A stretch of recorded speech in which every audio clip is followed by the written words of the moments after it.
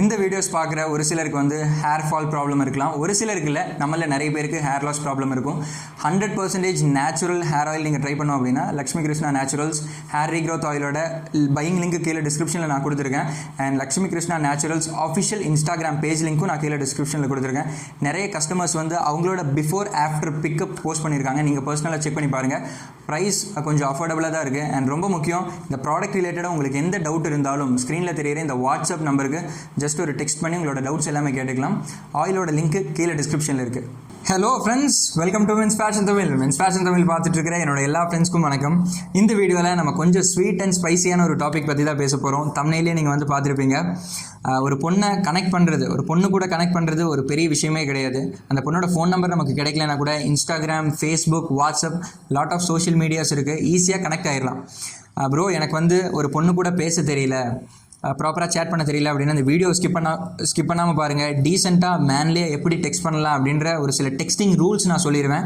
And அதே மாதிரி நிறைய பசங்களுக்கு ஒரு தாட் இருக்கும், ஒரு பொண்ணு நம்ம கூட பேசுகிறா அப்படின்னா நம்ம மட்டும்தான் அவள் கூட பேசுகிறா அப்படின்னு நினச்சிக்கிறது. பட் அப்படி கிடையாது. அந்த பொண்ணு வந்து நம்மளை மாதிரியே சைமல்டேனியஸாக 4-5 பசங்க கூட பேசிட்டு தான் இருப்பாள்.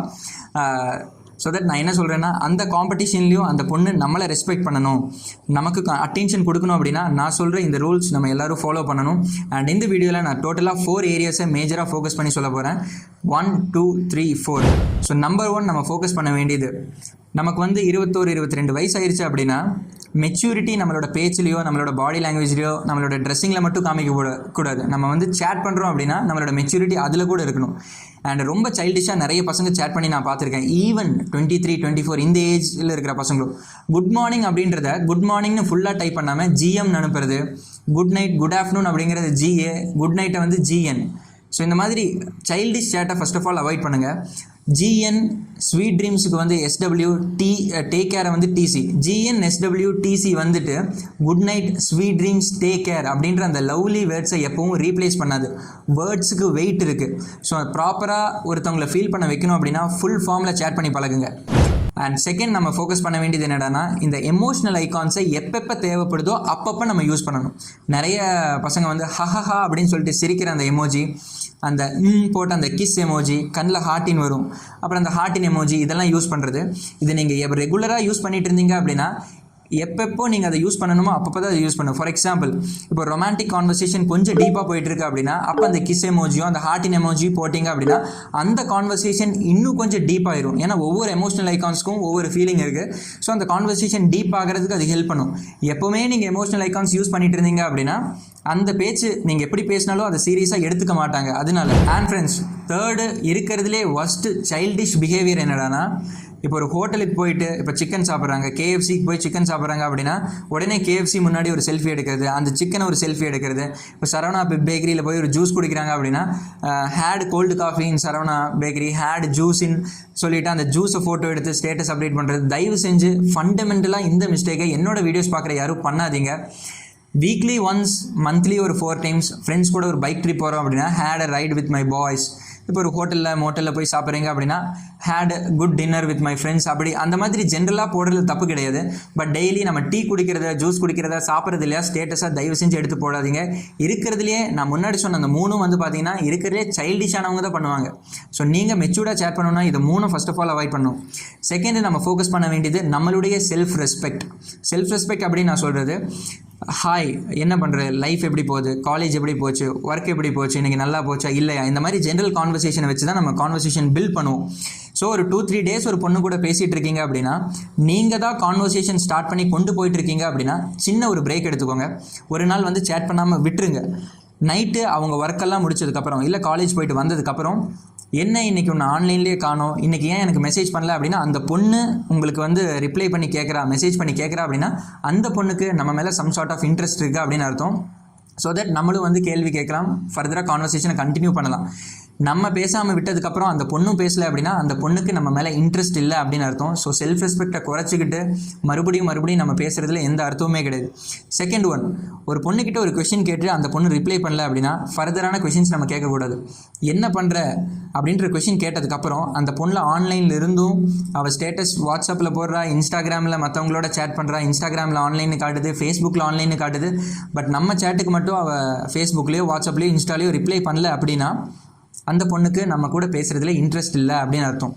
என்ன பண்ணுறேன்னு கேட்டு ரிப்ளை பண்ணலைன்னா அதோடு நீங்கள் விட்டுறணும். அதை விட்டுட்டு ஏன் என் கூட பேச மாட்டேங்கிற, நான் ஏதாச்சும் தப்பாக கேட்டேன்னா நீங்கள் ரிப்ளை பண்ணுங்கள். மனசுக்கு ஒரு மாதிரி இருக்குது, மண்ணாங்கட்டி. ஸோ ஃபர்தர் சேட்ஸ் நம்ம வந்து எப்பவும் பேசவே கூடாது. அண்ட் ஒரு விஷயத்தை ஃபண்டமெண்டலாக அண்டர்ஸ்டாண்ட் பண்ணிக்கோங்க, எந்த அளவுக்கு அதிக இம்பார்ட்டன்ஸ் கொடுத்து ஒருத்தர் பின்னாடி நீங்கள் போயிட்டே இருக்கீங்களோ அந்த அளவுக்கு அந்த பர்சனுக்கு நம்ம மேலே இருக்கிற அந்த ரெஸ்பெக்ட், இன்ஸ்பிரேஷன் லெவல் குறைஞ்சிரும். அதுவும் வந்து ரிலேஷன்ஷிப்பில் ஸ்டெப்பின் ஆனதுக்கப்புறம் அது வேறு ஃபீல்டு. பட் பிகினிங்கில் எப்போவும் உங்களோட செல்ஃப் ரெஸ்பெக்ட் ஹை லெவலில் இருந்தால் மட்டும்தான் அந்த பர்சன் நம்மளை பார்த்து இன்ஸ்பயர் ஆவாங்க. அண்ட் ஃப்ரெண்ட்ஸ், தேர்டு நம்ம ஃபோக்கஸ் பண்ண போகிற area right mind set. So அதை பற்றி நான் ஃபர்தராக பேசுகிறதுக்கு முன்னாடி இந்த வீடியோட ஸ்பான்சர்ஸ் EXX ஃபேஸ் வாஷ் பற்றி ஒரு 2 லைன் சொல்லிக்கிறேன். இந்த ஃபேஸ் வாஷோட பையிங் லிங்க் கீழே டிஸ்கிரிப்ஷனில் நான் கொடுத்துருக்கேன். இந்த ப்ராடக்ட்டில் இருக்கிற இன்க்ரீடியன்ஸ் அண்ட் அதே மாதிரி இந்த ப்ராடக்ட்டோட ரிவ்யூ எல்லாம் நீங்கள் ஆன்லைனில் செக் பண்ணி பாருங்கள். ப்ராடக்ட்டோட ப்ரைஸ் நான் செக் பண்ணி பார்த்தேன், அஃபோர்டபுளாக இருக்குது. பிடிச்சிருந்தா நீங்கள் வாங்கலாம். EXX ஃபேஸ் வாஷ் ப்ராடக்ட்டோட பையிங் லிங்க் கீழே டிஸ்கிரிப்ஷனில் இருக்குது.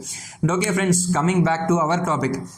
தேர்ட் ஒன் நம்ம ஃபோக்கஸ் பண்ண வேண்டியது ரைட் மைண்ட் செட்டில் கரெக்டான வேர்ட்ஸ் யூஸ் பண்ணி டெக்ஸ்ட் பண்ணோம் அப்படின்னா எந்த பொண்ணை வேணால் ஈஸியாக நம்ம வந்து இம்ப்ரெஸ் பண்ணிடலாம். இம்ப்ரெஸ் பண்ணுறதுக்காக சொல்ல, உங்களோட செல்ஃப் ரெஸ்பெக்ட் ஆஸ் அ மேனாக நம்ம வந்து ரெஸ்பெக்டை கமாண்ட் பண்ணணும். அதுக்காக success, failure, experience, knowledge, power, smartness, money, financial stability, books இதெல்லாம் கேட்கும்போது நான் டக்குன்னு ஃபயர் ஆயிடுவேன். ஏன்னா என் லைஃப்பில் வந்து பேஷன் ரிலேட்டடாக, என்னோடய ப்ரொஃபஷன் ரிலேட்டடாக நான் சேஸ் பண்ண வேண்டிய விஷயங்கள் நிறைய இருக்குது. எனக்கு மட்டும் கிடையாது, இந்த வீடியோ பார்க்குற உங்களில் ஒவ்வொருத்தருக்கும் இது இருக்குது. இதுக்கு நடுவில் இந்த சேட்டிங், கேர்ள்ஸ் இதெல்லாம் வந்து பார்த்திங்கன்னா இந்த ஏஜில் நமக்கு வந்து என்ன சொல்கிறது, அவ்வளோ ப்ரையாரிட்டியான ஒரு டாஸ்க் கிடையாது. ஸோ எப்போ சேட் பண்ணும்போதும் இந்த மைண்ட் செட்டில் உட்காருங்க. ஆஸ் அ மேனாக நம்ம லைஃப்பில் நம்ம ஃபோக்கஸ் பண்ண வேண்டிய ஏரியா நிறைய இருக்குது. ஃபைனான்ஷியலி, ஃபிசிக்கலி, ஃபேமிலி, அது இதுன்னு நிறைய இருக்குது. ஸோ சேட்டிங்கெல்லாம் வந்து பார்த்திங்கன்னா சின்ன ஒரு பார்ட். இதை மைண்ட் செட் பண்ணிவிட்டு நீங்கள் சேட்டில் உட்காரணும். நிறைய பசங்க வந்து ஒரு பொண்ணை கரெக்ட் பண்ணியே தீருவேன் அப்படின்ற இன்டென்ஷனில் நீங்கள் சேட் பண்ணிட்டு இருந்தீங்க அப்படின்னா அந்த பொண்ணு எந்த அளவுக்கு விலகி போக முடியுமோ அந்த அளவுக்கு குயிக்காகவே விலகி போயிடுவா. அண்ட் தேர்டு நம்ம ஃபோக்கஸ் பண்ண வேண்டிய ஏரியா வந்து நிறைய பசங்களை நான் பார்த்துருக்கேன். இந்த ப்ரீவியஸ் லவ் ஃபெயிலியர் ஸ்டோரி, இந்த ஹார்ட் பிரேக் ஸ்டோரியெல்லாம் சொல்லி ஒரு பொண்ணை இம்ப்ரெஸ் பண்ணி அவளை கரெக்ட் பண்ணிடலாம் அப்படின்னு நினைப்பாங்க.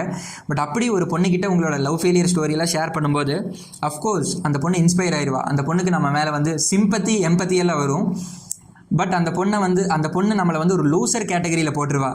ஐயோ அப்படின்ற மாதிரி ஒரு கேட்டகரியில் போட்டுருவா. பட் அந்த ஒரு கேட்டகரிக்கு நீங்கள் போயிடக்கூடாது. எப்பவும் நான் முன்னாடியே சொன்னேன், ஆஸ் அ மேனாக நம்ம வந்து ரெஸ்பெக்டை கமாண்ட் பண்ணணும். நம்ம மேலே இருக்கிற செல்ஃப் ரெஸ்பெக்ட் லெவல் ஹையாகவே இருக்கணும், இன்ஸ்பிரேஷன் லெவல் ஹையாகவே இருக்கணும். அது நீங்கள் க்ளோஸாக இருந்தாலும் சரி, க்ளோஸாக இல்லைனாலும் சரி. அண்ட் ஏதாச்சும் ஒரு பாயிண்ட்டை மிஸ் பண்ணியிருக்கேனா அப்படின்னு நான் பார்த்துக்கிறேன். ஏன்னா எந்த பாயிண்ட்ஸும் மிஸ் பண்ணிடக்கூடாது அப்படின்றதுக்காக நான் வந்து நோட்ஸ் எடுத்து வச்சுருக்கேன். ஓகே ஃப்ரெண்ட்ஸ், மைண்ட் செட் பொறுத்த வரைக்கும் லாஸ்ட்டாக நான் சொல்கிற விஷயம் என்னடானா, ஒன்ஸ் ஒரு பொண்ணு கூட நம்ம ஃப்ரெண்ட் ஆனதுக்கப்புறம் உங்களுக்குள்ளே நிறைய கான்வர்சேஷன் போகும், நிறைய வாக்குவாதங்கள்லாம் ஏற்படும். ஃபார் எக்ஸாம்பிள், இப்போ தோனியோட கேப்டன்சி உனக்கு பிடிக்குமா, விராட் கோலியோட கேப்டன்சி பிடிக்குமான்னு கேட்டால் ஒரு சில பொண்ணுங்க வந்து தோனின்னு சொல்லுவாங்க, ஒரு சில பொண்ணுங்க வந்து விராட் கோலின்னு சொல்லுவாங்க. எனக்கு வந்து தோனியை ரொம்ப பிடிக்கும். மேபி உங்களுக்கு விராட் கோலியை பிடிக்கும் அப்படின்னா நீங்கள் வந்து இல்லை எனக்கும் தோனியை தான் பிடிக்கும்னு சொல்லி அந்த பொண்ணுக்கு என்னென்ன பிடிக்குதோ அதுக்கு வச்சு நம்ம ஜால்ரா போட்டுட்டு இருக்கக்கூடாது. ஏன் நமக்கு விராட் கோலியை பிடிக்கும், அவரோட மைண்ட் செட், அவரோட பிஹேவியர், அதில் பாசிட்டிவாக நீங்கள் என்ன ஃபீல் பண்ணி இன்ஸ்பயர் ஆனீங்களோ அதை அந்த பொண்ணுக்கு நம்ம சொல்லணும். இது வந்து எல்லா ஃபீல்டுலேயும் சரி, கிரிக்கெட்டில் மட்டும் கிடையாது.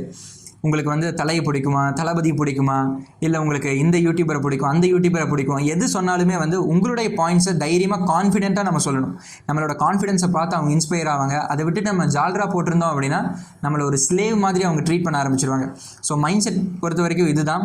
அண்ட் ஃப்ரெண்ட்ஸ், லாஸ்ட்டாக நான் சொல்ல போகிறது, இது வந்து என்னுடைய பர்சனல் திங். இப்போது ஒரு சிலருக்கு வந்து ஒரு தாட் இருக்கும், ப்ரோ எப்படி ப்ரோ ஒரு பொண்ணை சேட்டில் இம்ப்ரெஸ் பண்ணுறது, இந்த பொண்ணை நான் லவ் பண்ணுறேன், என்னோட க்ரஷ் ப்ரோ, அவங்க கூட நான் எப்படி கொஞ்சம் இன்டென்ஸாக சேட் பண்ணுறது அப்படின்னா நான் சொல்கிறேன், இந்த 4th ஏரியாவை ஃபோக்கஸ் பண்ணிக்கோங்க. நம்பர் 1, அடிக்கடி காம்ப்ளிமெண்ட் பண்ணுங்கள் அந்த பொண்ணை. காம்ப்ளிமெண்ட் அப்படின்னு நான் சொல்கிறது, எல்லாருக்கும் காம்ப்ளிமெண்ட்ஸ் கேட்குறது பிடிக்கும்.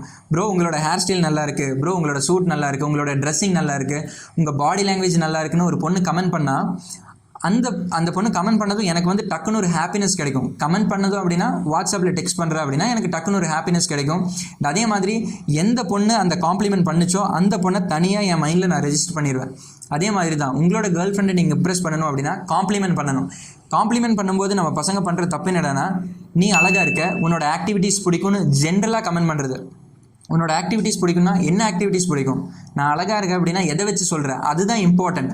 ஸோ ஸ்பெசிஃபிக்காக நீங்கள் வந்து காம்ப்ளிமெண்ட் பண்ணணும். ஸ்பெசிஃபிக்கானா உன்னோட ஹேர் ஸ்டைல் நேற்றை விட இன்றைக்கி நல்லா இருக்குது, அண்ட் அதே மாதிரி உன்னோட ட்ரெஸ்ஸிங் நல்லா இருக்குது, கொஞ்சம் மாடர்னாக இருக்குது, கேரளா வைபெல்லாம் வருது உன்னோட ட்ரெஸ்ஸிங்கில் அப்படின்னா கொஞ்சம் ஸ்பெசிஃபிக்காக இன்டென்ஸாக கமெண்ட் பண்ணுறோம். அந்த பொண்ணு என்ன நினைக்கும்னா நம்மளோட பியூட்டியை அட்மையர் பண்ணுறான்.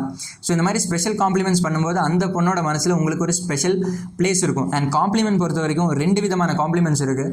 ஒன்று வந்து அழகு, இந்த எக்ஸ்டர்னல் பியூட்டியை பேசுகிறது. இன்னொன்று வந்து ஒரு பர்சனோட இன்டர்னல் குவாலிட்டியை பாராட்டுறது. இப்போ ஒரு பொண்ணு வந்து ப்ரோ உங்களோட ட்ரெஸ்ஸிங் நல்லா இருக்குது, உங்களோட ஹேர் ஸ்டைல் நல்லா இருக்குன்னு கமெண்ட் பண்ணுறா, அது ஒரு பக்கம். இன்னொரு பொண்ணு வந்து ப்ரோ உங்களோட பாடி ஃபிட்டாக இருக்குன்னு ஒருத்தி கமெண்ட் பண்ணுறா. ஸோ யாரோட கமெண்ட்டை, அதாவது யாரோட காம்ப்ளிமெண்ட்டை நான் சீரியஸாக எடுத்துப்பேன்னா, யார் என்னோட ஹார்ட் ஒர்க்கை ரெக்கக்னைஸ் பண்ணாங்களோ அவங்களோட காம்ப்ளிமெண்ட்டை நான் சீரியஸாக எடுத்துப்பேன். ப்ரோ உங்களோட பாடி ஃபிட்டாக இருக்குது அப்படின்னு. ஸோ எந்தளவுக்கு ஸ்பெசிஃபிக்காக ஒரு பொண்ணோட குவாலிட்டியை நோட்டீஸ் பண்ணி நீங்கள் காம்ப்ளிமெண்ட் பண்ணுறீங்க அப்படின்னா அந்த பொண்ணு மனசில் நம்மளால் வந்து ஸ்பெஷலான ஒரு பிளேஸ் பிடிக்க முடியும். அண்ட் ஃப்ரெண்ட்ஸ், ஸ்பெசிஃபிக்காக வேறு சொல்லணும் அப்படின்னா, இன்னொன்று எல்லா பொண்ணுங்களுக்கும் பிடிச்ச ஒரு விஷயம் என்னடானா, கண்டிப்பாக நீங்கள் கான்வர்சேஷன் ஃபர்தராக பில்ட் பண்ணதுக்கப்புறம், ஒரு சர்டன் லெவல் ரீச் பண்ணதுக்கப்புறம், இதுக்கு முன்னாடி ஏதாச்சும் பொண்ணு கூட நீங்கள் பேசியிருக்கே அப்படின்னு அந்த பொண்ணு கண்டிப்பாக கேட்பா.